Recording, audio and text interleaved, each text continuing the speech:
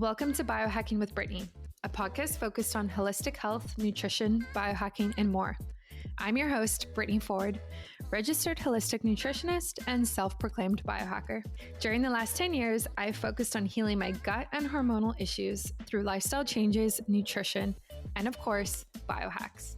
And now I teach others to do the same. I'm so excited you're joining me today, so let's dive right in.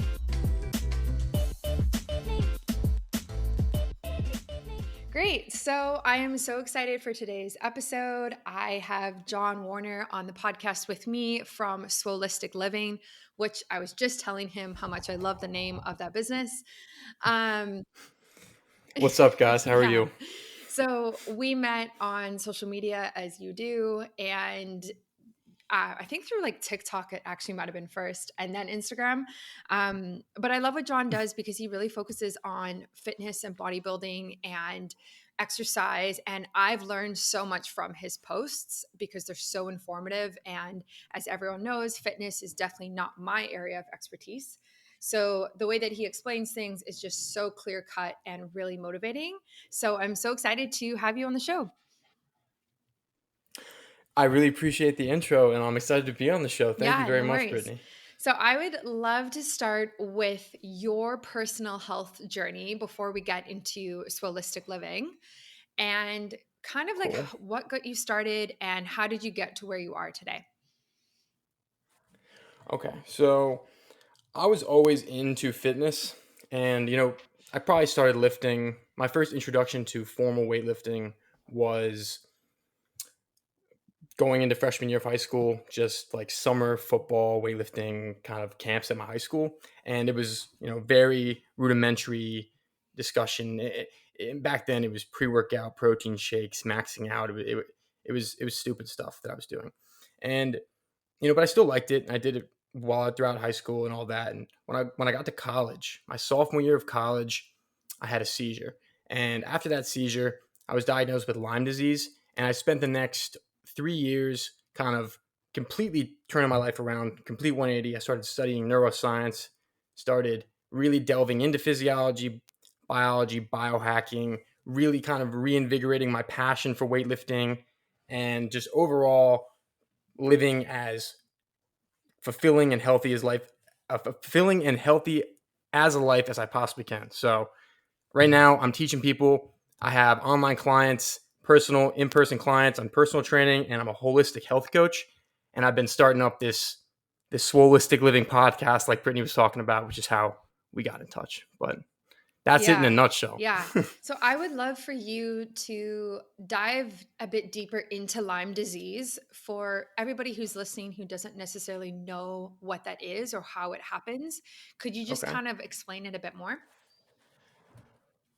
Sure. So Lyme disease is one of the greatest mysteries of mainstream medicine today.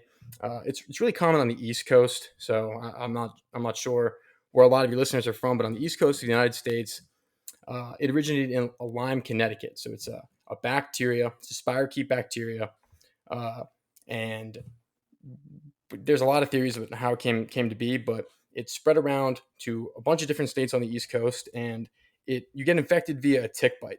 So the typical standard presentation where you might get Lyme disease would be you get a tick bite and then you get a bullseye rash, and you typically see like someone complaining of like a achy shoulder or joint pain, something like that. But really, that's only like 30% of cases, and the symptoms range from all sorts of stuff. So for me, God knows when I had Lyme, because I've always been an outdoors kind of guy. I was in Boy Scouts when I was a kid, Cub Scouts for as long as I can remember, and I was camping and spending a lot of time in the woods when I was younger. So I could have been bit by a tick whenever, and I could have had a bullseye rash and just not noticed it, or I could not have had it. But I was always pretty healthy, and the symptoms that may or may not have been, Lyme disease behind the scenes that I was suffering, when I had it as a kid, when it was undetected, was I herniated a disc in my back in high school, which is something that you don't see very often, period. If anything, it's in older people. I herniated a disc and I tore my labrum. And like I had bad form, but like it wasn't that bad. Like it shouldn't have been I shouldn't have had to deal with that in high school. And then when I slipped up in college a little bit, as people tend to do in college, I started to kind of party a little bit more, not take my health as seriously, wasn't sleeping as much. I was taking Adderall, which I was prescribed, and it wasn't a good idea for sure for me. Then that seizure came, and I found out officially that I had Lyme, but I don't know when I got it. So it's a complicated thing for Yeah. sure. I think what's interesting is I've heard of Lyme before, but it really it really became more mainstream, I think, when Justin Bieber came out about having it, which is like I know you Yeah, probably like I don't know how you feel about that, but I was actually pretty yeah. happy about that. Yeah. And I think it's awesome when Uh, like people like that who have such big influence are open about these types of health issues because it really like takes the stigma away from them.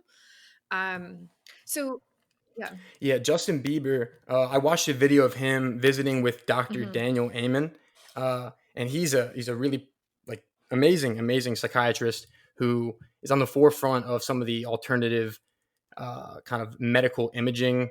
He does this thing called a SPECT scan, an Amen SPECT scan, and I watched this video of Justin Bieber getting his brain scanned, and I saw his brain scan. I was thinking, and I had the same exact procedure done to me. And the initial doctor who had diagnosed me with Lyme disease was trained as kind of Daniel Heyman's right hand man or right hand woman in this case. So it's absolutely insane to see that kind of go full Wow. circle and just to see how much of an impact these two doctors are making in not just my life, but the lives of Right. so many people. So is Lyme disease like if you have it, do you have it for the rest of your life type of idea? Uh, the honest answer to that question is I don't know, and I don't think Okay. anybody really knows. I think, and my doctor thinks that he's completely eliminated all spirochete bacteria from my body, so I no longer have Lyme disease, Mhm. according to him. But the testing that he's doing is that I heard you mention this testing on the previous podcast here is that live blood cell Mhm. analysis and some other non FDA approved testing. So it's not like diagnostic enough to say that I straight up no longer have Right. Lyme Yeah, of disease. course. And how are your symptoms right now with it? Right now, I feel Okay. awesome. Right now, so my main symptoms after my seizure were I had pretty crippling insomnia, anxiety, irritability, and brain fog to the point where like I was leaving things in the oven. Uh, Things were so difficult Mm. for me to do. I felt like like just getting through the basic, like I could do nothing all day and be exhausted and feel like I spent all day working, like at my worst. And now I wake up every day, I have energy, I work out, I feel awesome, I go to sleep without any medications, uh, and so I consider myself Yeah. healed. Yeah. I don't know by what standard Yeah. medicine would, but Yeah, I'm doing well. I think that's awesome and I think that's like all really that matters is that if your blood work is showing that it's good and you're feeling good in multiple ways and for a long period of time afterwards, I think that's super important. And honestly, like that's all you can do. It sounds like you've done a lot too. So, in terms of like your healing process from it, what was the most transformational biohack that really helped you in this situation? So when it comes to something like Lyme disease, there's only so much that you I always say that you need to take Mhm. responsibility for your health, but I don't mean that you shouldn't go to a doctor and you shouldn't uh, seek out people that are smarter than you and know more than you in particular areas. In Lyme disease, I mean, when I first got Lyme disease, I didn't know what Lyme disease was. So clearly, I was going to have to seek out professional help. And uh, I went to a plethora of what they call themselves Lyme literate medical physicians. So mainstream medicine doesn't think chronic Lyme disease is a thing, and they think you treat it with antibiotics for the typical course of Z-Pak or whatever, or it's Doxy that they treat it with, um, and then it's gone. And the doctors that are starting to notice that that's not the case with Lyme disease kind of broke out from mainstream medicine. Are starting their own private practices and calling themselves Lyme literate medical physicians and treating this chronic Lyme. So all of them have different approaches to how to heal this disease. And after kind of going to a couple of them and trying different things. I was on 4 different antibiotics for about a year, just absolutely destroying my gut. I tried so many things. Most of them did more harm than good. But, throughout that time, I was fixing my diet. I was incorporating the lifestyle techniques, and those were overall just making me more and more healthy, so that when the time did come that I found the right treatment and the right doctor, I was able to heal. So when that happened, this was about last year. I was introduced to a doctor in Maryland who had Lyme disease, got fed up with his mainstream practice and how mainstream medicine was treating Lyme disease, and went to Germany, paid a ton of money to heal his own Lyme disease, doing all these alternative treatments and things, came back and was like, this works so well, I have to do it to other people. So uh, I went to him and I was like expecting him to sit me down and be like, all right, here's your protocol for the next 6 months. It's going to be a long process, but the next 2 or 3 years, you'll probably be symptom free. He was like, give me 2 weeks. I was like, holy shit, no way.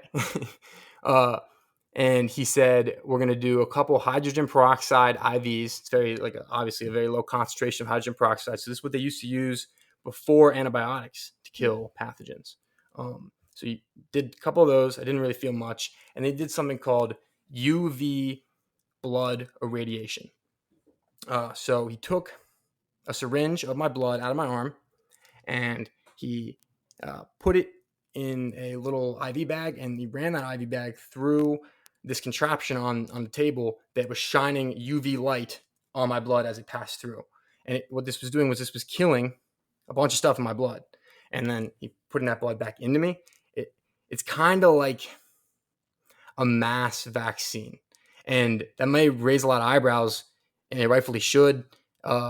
Afterwards, I think it really turned my immune system on high alert, maybe hypersensitive to things. And it was kind of just like a slap in the ass to my immune system.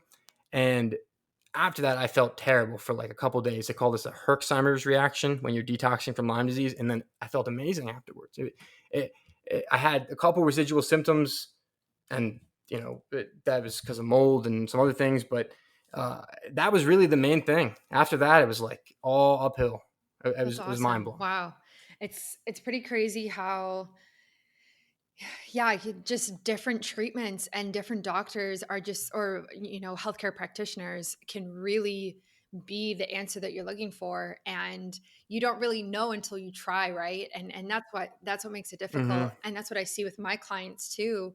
Some of them have done so much for their specific health concern that they have, that they kind of get to this point where they don't know what else to do, and then you turn to other things, right? So you turn to IV therapy, like you're talking about, or different alternative methods that can be really helpful. So I'm so happy for you. Like, I'm glad that you really were able to like pivot and make something of it and heal yourself. Yeah, I really appreciated it. It was without a doubt the hardest thing I've had to do, but I wouldn't be anywhere close to the man I am today or the person I am today if I hadn't gone Yeah. through it, for sure. Yeah, So I'm grateful. absolutely. So afterwards, you like, obviously you're so big into fitness and bodybuilding and whatnot. Hmm. So what kind of like, what was So that yeah, transition there? uh, like I said, my main symptoms were Hmm. neurological and insomnia and all that, right? So when I first had my seizure, I was thrown on a bunch of meds, like antidepressants to Hmm. help me sleep. And, it's just the standard of care. I mean, someone's got insomnia, it's better to medicate them and have them sleep than to not medicate them and have them stay awake and go crazy. And I still think that was a good call. But the thing is, medications do all sorts of stuff, especially when you're talking like Right. psychiatric medications. You bind one receptor, maybe they increase in concentration or start making less of this and that, and start. Our biochemistry is really complex, and the hard part for me was once I started to get healthier, I had to peel back all these psychiatric medications that I was on, and it was a slow process. And uh, obviously, working with my psychiatrist to put me on these medications. Um, I was peeling them back, and my sleep would get bad for a day, and then I'd recover. And eventually I got off the medications and kind of was weaning onto supplements. But during that process, there were times I got depressed because, as you would, getting Yeah. off of antidepressants. Uh, Working out, I found so much solace in working out. I really started to fall in love with it again. And like I said, I was into it as a kid, but I was hurt, and I had all these joint problems, and I'd gone to physical therapy. I actually had surgery on my shoulder, and with the Lyme disease, with the seizure, in the depression, I just was kind of feeling like crap, and physically, mentally, everything. And I was like, enough is enough. And I remember the moment, and I was that day. I went to the gym. I drove to the gym. I still, hadn't really fully committed to like this is it. I'm no longer going to be depressed. I'm kind of like gonna just work my way out of this. It took me like 30 minutes into the workout to say, all right, like it's time. And I kept going to the gym every single day after that for that. This was leading into last summer, and got in insane shape last summer, out of nowhere, and then kept riding that train throughout this last school year and into where we are now. So yeah, it's fitness is awesome, and fitness is there's nothing in the world that's going to make me feel Right. better than working out. That's Right. how I feel about it. And as much as I like the health stuff, it's Yeah. always going to be a part of me. Yeah. No, that's like where your passions lie, and it makes sense. So, what does your current fitness routine look like right now? So whenever I get asked this question, my answer is always a lie because it changes. I don't have a routine. Like it changes every single day or every single week. And this summer, uh, I'm working part time, just to make a little bit of money and stay with some friends and get a tan, get some functional fitness. And I'm working part time as an ocean lifeguard, down in Bethany Cool. Beach, Delaware. And so that means that I have to do a lot of running and swimming just to be in shape for that. Because when I do work there, there's a workout in the morning that we have to do before we get in the stands. So I've been doing a lot of ocean swims, ocean runs, sprints. And when I'm in the gym strength training, which is less nowadays, uh, in the winter, it's probably about 4 days a week on average. Now it's probably about two. Um, it's typically a full body workout, and it's barbell movements, it's compound movements. So I'm in there, I squat, I bench, I deadlift, I shoulder press, I row, and I'm that's how I can go to the gym for an hour and a half a week and keep muscle mass on. It it sounds simple and it sounds like, but it really is just like these movements are the most effective movements per calorie per second and calorie and muscle damage per second. So why not do them? If we're trying to burn calories and build Yeah, muscle. absolutely. So it's so interesting. I saw one of your posts. I don't know what I saw, but it was in the last week. It might have been on TikTok. But you were talking about compound movements, and I have been. I think it was literally on the way to on the way to the gym. I saw it, and I've been like looking to change what I'm doing, because I just haven't been very inspired with like my workouts lately. Um, Yeah, it yeah, it happens, yeah. happens. So, and then I was like, okay, maybe I should take it back to the basics and start doing these compound movements. And I Googled like compound movement workout plan or something like that. And I came across, I don't know if you know of this brand or business called Strong Lifts, like 5x5. And yeah, so they I have don't, but five I by know a five. five Yeah. by So they five. have an app. And it's literally like the five movements that you just said, but you only do three. So it's a workout 3 times a week, and you do three of the compound movements on each workout. And it's 5 sets of 5 reps, and then it like tells you how to build with the weights and everything, and it's just so like I'm loving it so much because it really takes away all of the fringe and like the crap when it comes to working out, of like these very Yeah, specific yeah. I mean, workouts that like just I don't need, you know what I mean? the more complicated people make things, the more money they can Yeah, charge. yeah. Uh, for one, and also, programs like this, they're so nice. A lot. I mean, there's high intensity interval training, the Orange Theory stuff, Mm, there's so many right. different ways you can train. Then they all work. But what I really like about strength training is it's really easy to track Mhm. your progress. And it's also when you're consistently strength training and you're consistently doing some form of progressive overload, which means you're adding weight Mhm. or you're increasing in reps each week, you can use how well you're progressing or not progressing as a health metric. It's probably the best health metric there is. I mean, heart rate variability, Mhm. great thing to track. Uh, we don't have to get into that right now, but uh, other than that, the number one thing I pay attention to when talking about things that I'm doing that are improving my health or not is whether or not I'm getting Right. stronger. So it's just nice for me to Yeah. have that anchor. Yeah, and yeah, I'm just really enjoying it because last year for about a year I was using the Sweat app, which is like for females, so you probably haven't seen it or used it. But it's a lot of like circuit training and like just so many different movements, and it just got to the point where it was like so overwhelming and too much all the time. Um yeah, Yeah, I I work out with a bunch of my friends that are girls, and I work out with tons of different people, and I've seen all sorts of yeah. apps. And a lot of times, though, I mean, there are programs out there that work great, work awesome, but you're definitely always going to get the most bang for your buck by just getting back to the basics, learning the basics really well, and then exploring from there based on like what you want to Mhm. do, Mhm. not just looking at a program and then having to spend 30 seconds in between every single one of your sets figuring out like the next 10 exercises you're doing, Yeah. or getting so complicated and getting caught up in it when you could just put on some music and just relax and just go to Yeah, the gym. exactly. And that's the thing too is like I want it to be effective and I want it to work, but it doesn't need to Hmm. be something that I want to concentrate super hard on or not understand or have to like really think about. Like it's exactly that. It's like going to the gym and feeling good about it, or doing it at That's awesome. home, as a lot of people are working at home right So now. Yeah. with strength training, in females in particular, a lot of them are hesitant to, they're like, I don't want to get too Yeah. big or all that. uh, it, if first of all, 5 by 5, muscle is really important. All right, muscle is really, really important. And I don't necessarily think all females need to be lifting 3 days a week. I really don't.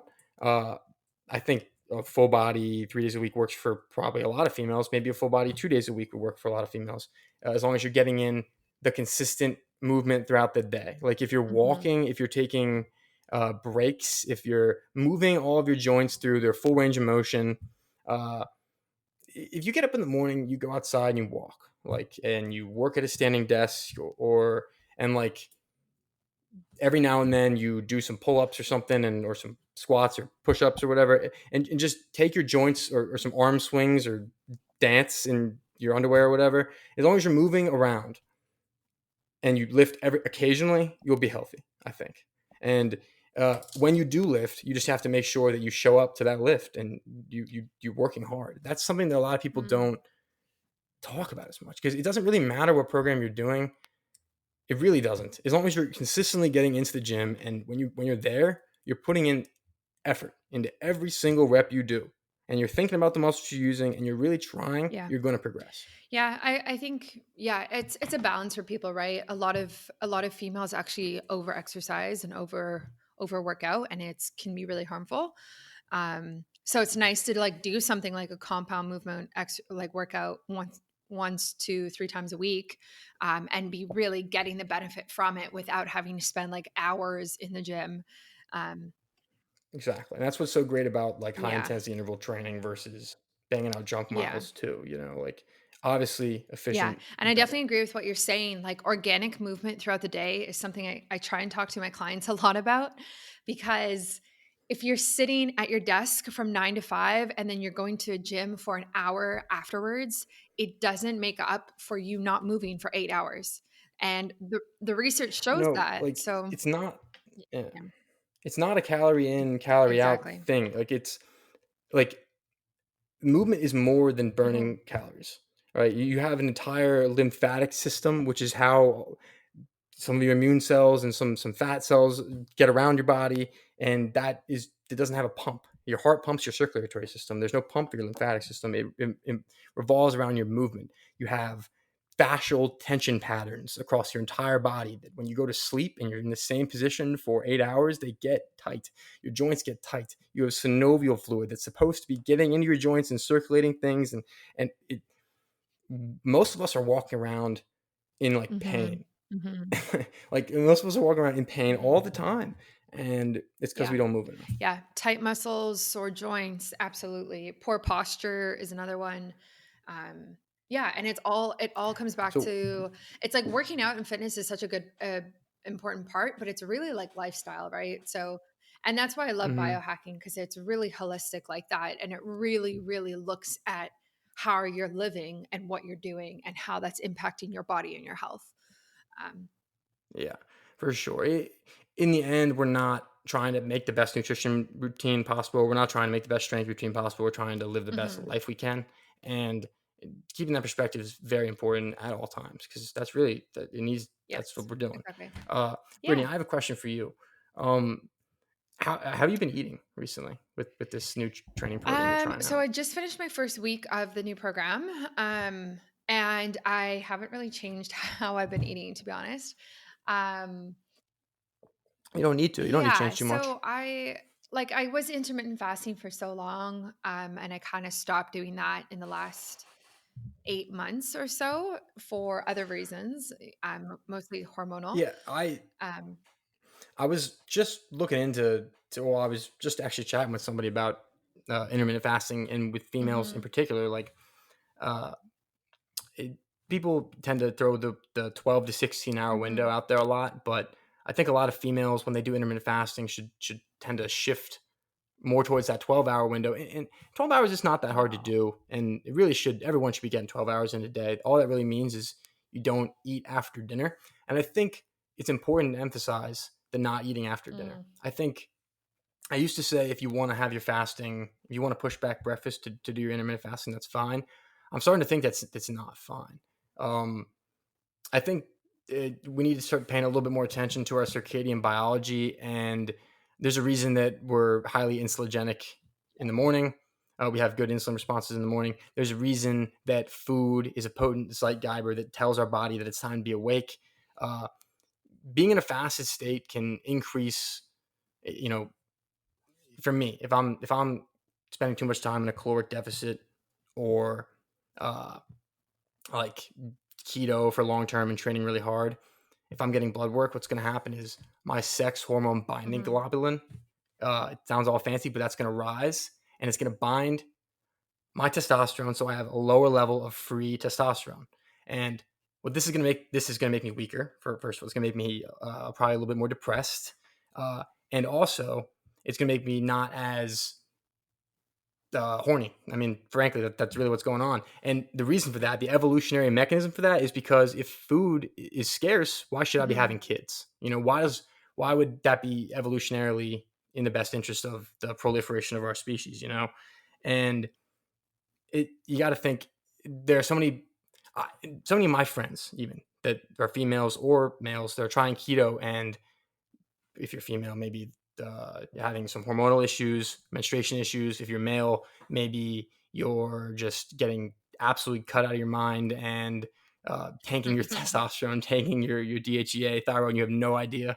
Um, but and you may never know. But it, you're right. There's more to the mhm. story. And intermittent fasting sounds sexy, but like you got to ask, what are your goals? What are you Yeah. really trying to do? Yeah, I think it's fine if you're doing 12 to 14 hours maximum for a female. Men Hmm. can obviously, because their hormones work on a 24-hour cycle, whereas ours work on typically like a 30-day cycle. Men can typically fast for 16 hours, 18 hours and have Yeah. less negative effects. But it's, I yeah. was saying it more so the time you Mhm. use is Yeah, than more than the totally. hours. So, Yeah. I mean, if you start eating earlier in the morning around like 7 and you stop eating around 5 6 p.m., it's like so much better to fast that way, like into the night rather than early into the morning slash like by lunch. And I even see this when I like track my sleep with my aura ring. So if I have like dinner at 7 and then have another meal like something small at 9 and then go to sleep at 10, my sleep is definitely affected, and I can literally see it. My HR yeah, my Same HRV here. is low. Oh, it's bad for me. It's Yeah. like the biggest thing. Yeah, my HRV is lower, my heart rate is higher, I have less, I think it is less deep sleep. Um, and yeah, you just see it because your body is Yeah, literally digesting that food rather than focusing exactly. on sleeping. If you if you look at my Aura ring, if I in a night like that, that I'd have a late meal, um, my heart rate would drop to its lowest point Mm, sometimes as late as like right before I wake up, which is yeah, not good because you got to think like if that's when I'm getting into my yeah, deepest stages of sleep, how yeah. well was I recovering from my Yeah, workout? You know, exactly. And it's the same with like drinking, right? Like alcohol is so bad every time. It's not so bad, but if you have more than it if you have honestly, more yes, it than is. Like I'll be the bad guy. I'll say it. Alcohol is not good for you. We gotta I stop think saying it's like good for longevity. Like social eat drinking. I the new research is starting to make me think that more than a drink a day, male or female, more than drink like 5 days a week is going to yes. start to you're going to have Absolutely. negative health Yeah, of effects. course. Yeah. So I typically if I have a glass of wine or 2 glasses of wine, I'm fine. In terms of like my sleep metrics and energy for the next day. Hmm. Anything more than that, it really will start to take an effect. Anything with like a lot of sugar in it, if it's like a cocktail, yeah, definitely no. Yeah, I'll even say I've experienced the same thing. I can get away with one drink typically. Two drinks to start to experience effects regardless of when Mm, I time them. But I will say that the effects are much less if I have my two drinks or three drinks, maybe 2 or 3 hours before mhm. bedtime, as opposed to like Yeah, 30 minutes before bedtime. yeah. Pushing it forward does make a Yeah, difference even with absolutely. alcohol. Yeah, I'm taking a break from alcohol right now, which is hard to do in August because Didn't you just yeah, get I know I engaged? What did. are you doing?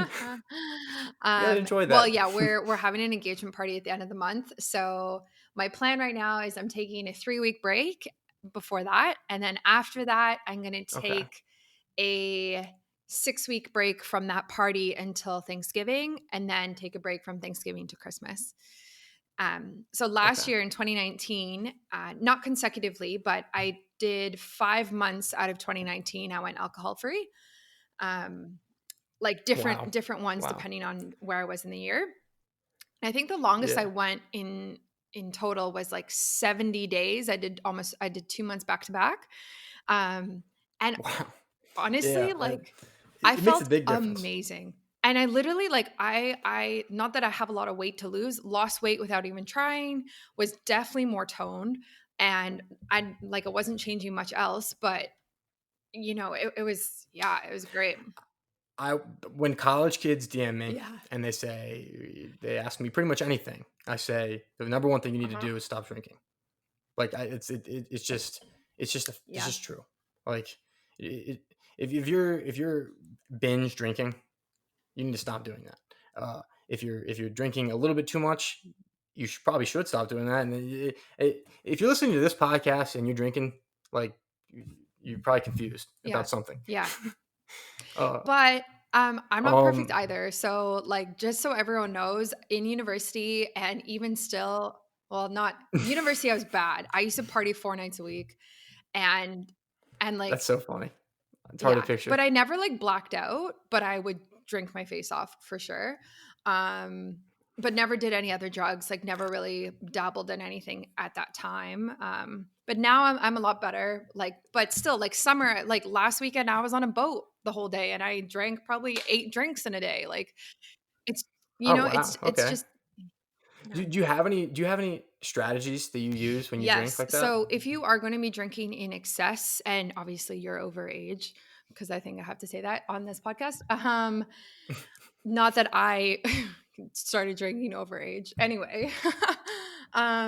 Yeah, so definitely pick your alcohol wisely. So when I drink in excess, which doesn't happen very often, I will pick things Yeah. like nudes, or I don't know what the ones are in the States, but like yeah, they're You said called nudes or nudes? neutrals here. So it's basically like soda water, flavor, and vodka. Or That's all. Yeah. Yeah, that's awesome. The vodka is the Yeah. key. The vodka Yeah. drinks are way better than the Yes, hard or like the seltzers. gin. I usually get the gin ones, but anything with no sugar in it, per can, it's like 100 calories, whatever it is. And they're flavored. And because they're carbonated, I actually take a lot longer to drink them than I do for like Hey Y'alls or anything that's like iced tea. And, you know, I don't yeah, know they're any of these Canadian. names. So, do you have like Okay. an Hey iced y'alls. tea with like alcohol in it in a can? Yeah, Twisted twisted tea. teas, but they're like Yeah. really like they're Yeah. they're sugary. Yeah, you want to stick to vodka ideally. For us down here, honestly, if of all the alcohols that I've had in my entire life, if I had to pick one that I have the least amount of reaction to, it would just be a cold like glass of Tito's vodka. And not that I just drink cold vodka. You can obviously put it in seltzer water, make Yeah. some lime or whatever, make a nice little drink. But if you want to drink, stick to things like that. Gin's Mhm. also a great option. And as far as supplementation goes, a great strategy.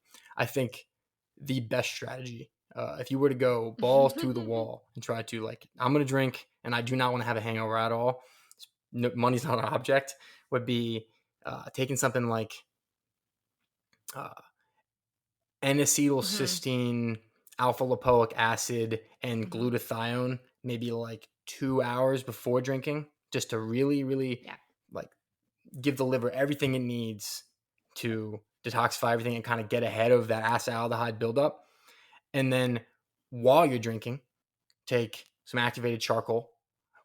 Make sure that you are drinking a ton of water throughout the entire night. The entire like make sure every other drink have some water. Um, and try to stop drinking an hour or two before bed. And if you remember, again, take some more activated charcoal before bed. And the next morning, wake up and take that liver stack again. And I really like when I drink, and it's typically me going crazy is like 4 drinks, and it's like every now and then. Like it's not because I'm above drinking; it's because I have Lyme disease, or I've been dealing with the chronic disease, and Mhm. at this point, it's just I've spent too much time feeling shitty, and I don't Yeah. like feeling bad, and uh, but I'll do that every single time I drink, and I don't get hungover. I feel Yeah. fine when I drink. If anything, it's a little bit Yeah. of a brain fog the next day, That's but literally the exact like stack that I use is N-acetylcysteine, like NAC, what I call it is the short form of it. mm, Yeah, I'll take a few of those throughout the night before I drink, after I drink, before I go to bed. Activated charcoal, exactly so that. Yeah. Hmm. that's awesome. NEC is a Hmm. glutathione precursor. It does a couple Hmm. other things, but glutathione, if you have like a Yeah. liposomal glutathione, if you can get that somewhere, it's like a oral paste you put in your Yeah. mouth. Yeah. That's good stuff. And yeah, for everyone listening, like basically these supplements help break down the alcohol faster in your body and metabolize it faster. So that's why it helps with hangovers, is because it basically just flushes it out and boosts your system in a nutshell. Yeah. Yeah, yeah. Uh, it, I mean, everybody knows alcohol breaks down into poison, Hmm. acetaldehyde, and uh, it's not good. So you don't want that. Any kind of stressor like that is just one more thing you're adding to the equation. If you're not getting consistent Hmm. sleep, and not having don't have the dietary stuff dialed in, you're not training, you have the sedentary lifestyle, and then you're throwing in the drinking on top of that. It's just too Yeah. much, and you having everything else, so dialed in. I mean, obviously nobody's perfect, and you have your own health issues, but for the most part, you're doing things, you're doing the right things. Uh, you can get away with drinking every now and then, and maybe everything in moderation, including Yeah. moderation, right? Yeah. I mean, it's hard. Like I definitely think there's something to be said about um going out with friends and having a drink on a patio, like, and being cautious of it. Like I think it's fine, like we said, like 2 or 3 a week in total, you know Hmm. um and that's it. I think we get into the issues when it's binging, when it's a lot, when you're doing that Friday night, Saturday night every single week. And that's what I had to deal with last year, was when I first started moving away from alcohol. I had to break the habit of every Friday night having a drink that I had been doing for years, whether it was one glass of wine or whether it was going out to a bar or going to a party or whatever. Um, and that, like Yeah, it's yeah. hard. It's weird. Those It's little hard to break things. it, even as a biohacker, as a nutritionist, as somebody who is like very like woke in this field. When you start to realize that your body doesn't consider the weekends its Yeah. off days, and Yeah. every day is the same to Yeah. your body, and you're like, ah, Yeah. I there was a time that when I was sick, like because I was sophomore year of college when I had my seizure. Mm, I was kind of just thrust out of the college environment. I was having a good time. When I first got to college, I joined a fraternity my first semester. I had no idea what I was. Well, I was a finance major. I wanted to be an investment banker. I mean, I guess, but I not really. Uh, and when I had the seizure, that's when I really was like, oh, I probably should start taking life a little bit more yeah. seriously. It's not, I could die tomorrow, and uh, that's when I started to get into these things. And there was a time I felt like I was missing out on the college experience, Mm, and that I should be out there partying with my friends, and that I'm missing out. But these were the cards that I was dealt, and you know, I, I'm gonna play them to the best of my ability, and that's just the way I have to see it.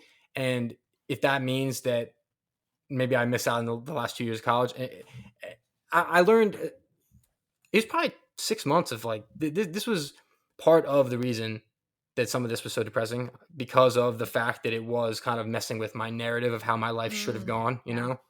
and uh, and that facilitated the strength training and all that. But it, eventually, I just embraced that in the end, what really matters is how we feel in this moment.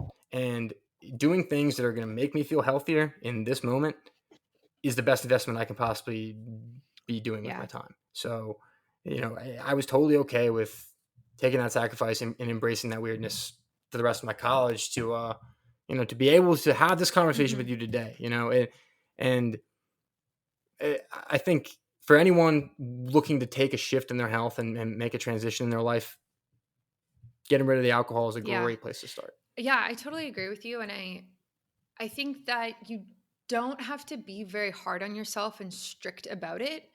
I think like even just starting with a few weeks away from it and seeing how you feel um, is a great place to start. And something that I struggled with last year when I was first like really moving away from it was I was talking to some doctor online. I forget who it was, but I was saying I was like I understand how bad alcohol is now, and now if I drink, I feel bad about it, and I don't know how to like mitigate this and have it be a part of a healthy lifestyle. And he basically said to me, he's like, do you think you can cut out alcohol for the rest of your life? And I was like, no, I don't think so. And he's like, okay, so learn how to have it in moderation and learn how to respect it and not abuse it or not overdrink. Because it's too much to expect perfection of yourself. Like, oh, I'm never going to do this again. Like that's so much pressure and it just creates stress, right? Yeah. So that's something that I tend to do that. I tend to think of things in a very black and white way, Mm, and it's one of my weaknesses, I'd say. And I've had someone who I look up to very much tell me that instead of thinking all or hmm nothing with hmm things like that, uh, like I said, don't set hard limits with yourself. All right, don't box yourself in with rules or self kind of constructs, beliefs, whatever you want to call them, that make things harder for you. But develop and work on cultivating a sense of internal self trust. So he says your self trust index, right? These are not my words. I can't take credit for them. Your self trust index. Uh, you, it confidence is kind of a facade. This is similar to confidence, but this is not confidence. This is real. This is you put yourself in difficult situations. You deal with adversity time and time again, and you prevail. And eventually, you start to just trust that you're going to be able to deal with it. And this only happens by getting comfortable with being uncomfortable, pushing the boundaries of your comfort zone, and doing things that are going to be beneficial for your hmm growth consistently. And then if you keep kind of grinding that edge, uh, doing being confident in your ability to have alcohol in moderation is going to seem Yeah. easy, you know? It's that self-trust Yeah. index that matters. Yeah, and I think like with binging in general, whether it's like food or some sort of unhealthy habit or alcohol or something else, I think something that Mhm. I was thinking about a lot was, why am I doing it in the first place? And what am I compensating for that I might feel like lack of in other places in my life? So like, why do I feel the need to like drink so much and get drunk and like feel happier or loose or like, whatever the feeling is that I'm going after, like what Yeah, is yeah, yeah. actually going on like deep down that I am not addressing. And it's exact same with food, is like when we find comfort in these substances, there's something deeper going on that we haven't yet come to terms with. Yeah, being able to just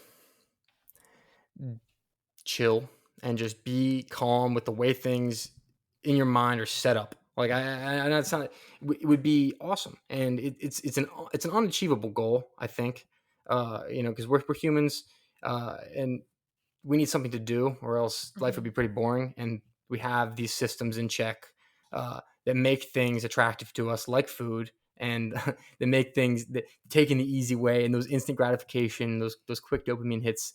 We're gonna do them. We're Yeah. never not gonna be seeking these rewarding behaviors.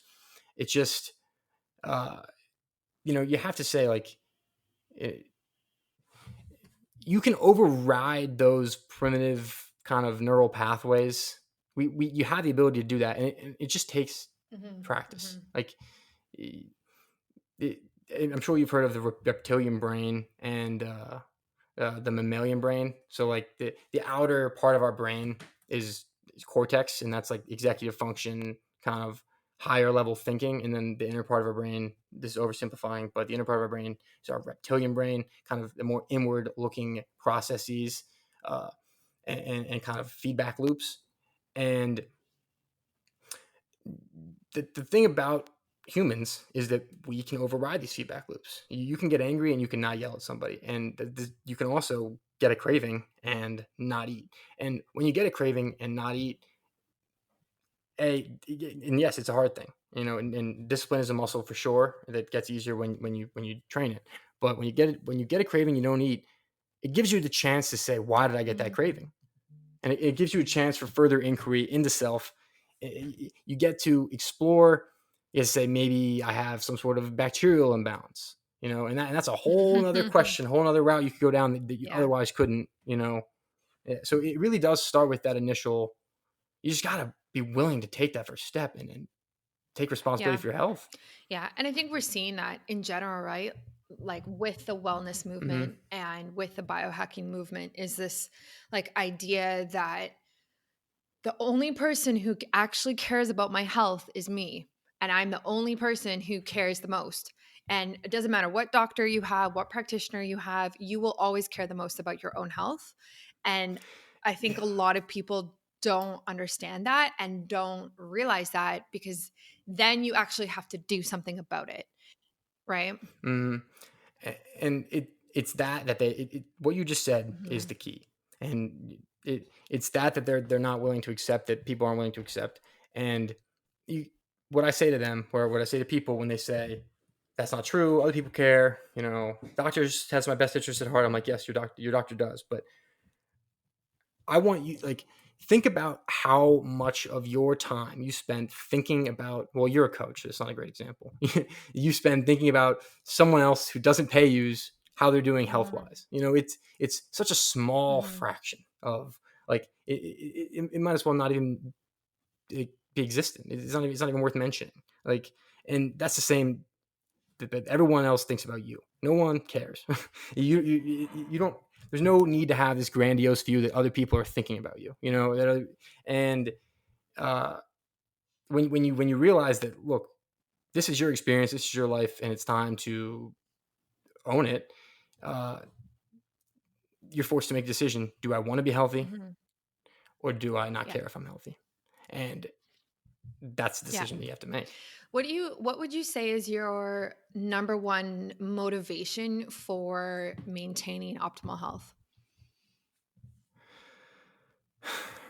I think it's that I know what I want out of my life, and uh, I got really clear.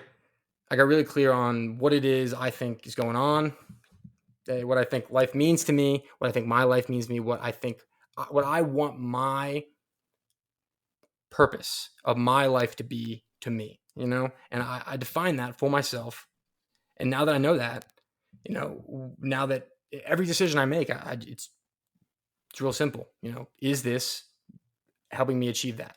And if the answer is yes, I do it. And if it's not, I don't. And turns out being healthy and feeling as good as I possibly can makes doing what I want and getting what I want out of life so much easier. So that's why I do it. It's a no-brainer to me at this Wow, point. that's so introspective. I think I need to do something like that and look at why or how I define life and what I want out of life. And yeah, Yeah, great process. Pick your own words. Take your time with it, and I think that's by far the most beneficial thing that everyone can do. do you Period. mind I think. sharing like what Uh, your insights were in a nutshell? You um. don't have to like go deep. Yeah. I'll. So it doesn't really matter. I will share. I will share, but like I said, I don't think that there's an overarching meaning to life, right? But I think that I'm, assigning this artificial meaning to my life, so it means Mhm. something to me, and uh, when you're doing your own, it should mean something to you, and the words should mean something to you. But uh, yeah, I want to experience the fullness of this existence, embody optimal health, and inspire others to do the same. Really simple, Well, but uh, you know, that's yeah. it in a nutshell. Yeah, I feel like mine would be very similar of yeah, just wanting to lead others down a similar path in order to be healthy and actually healthy in multiple ways, not trendy healthy that it's like salads every day and chronic cardio like type of idea, like actually healthy. Um, yeah, and I think that's awesome, and I think I'm really happy that you have gone through such a impressive health journey and turned your life around, and you're building this business now that is really aiming to help people do the same. I really appreciate Yeah. that, So Brittany. do you want Thank to, you. before we wrap up, like just explain what you do with clients, and where people can find you and all sorts of things like that? Yeah, yeah, yeah. So I am a personal trainer and I'm a holistic health coach, and I have a variety of online programs. So I make most of my content on my Instagram at John Woerner Fitness. So John and Warner spelled Woerner Fitness. And that's also my TikTok name, John Woerner Fitness. I make a lot of stuff on there as well. But recently I started this Swolistic Living podcast. And what I'm doing with the Swolistic Living podcast is I'm trying to blend bodybuilding and the aesthetic side of fitness with biohacking, holistic health, and human optimization as a whole so that you can attain and maintain the physique of your dreams and show up as your best self in all aspects of your life. That's the mission statement of Swolistic Living. And my podcast, I have guests like Brittany on. Brittany talked her top three of biohacks. It was a great episode. And other guests like Dr. Sean Baker. I'll have Renee of the Biohacker Babes podcast that I'll be interviewing after this. And we talk about uh, great, strategies that you can implement into your life today that make it, a drastic impact in your health. So, yeah, That's all. Instagram is where you should find me though. DM me at John Woerner Fitness. I love talking to you guys, and That's awesome. yeah, Yeah, I'm so happy that we got to do this and connect and really just dive deep into some topics. yeah, Yeah, this I was will awesome. definitely put all of your links in the show notes for everybody, and definitely like DM him, John. He knows a lot about fitness and biohacking, and I've learned a lot. So Thank I you feel so like much, Brittany. everyone could learn a lot. Yeah, and thank you so much for coming on. It was my pleasure.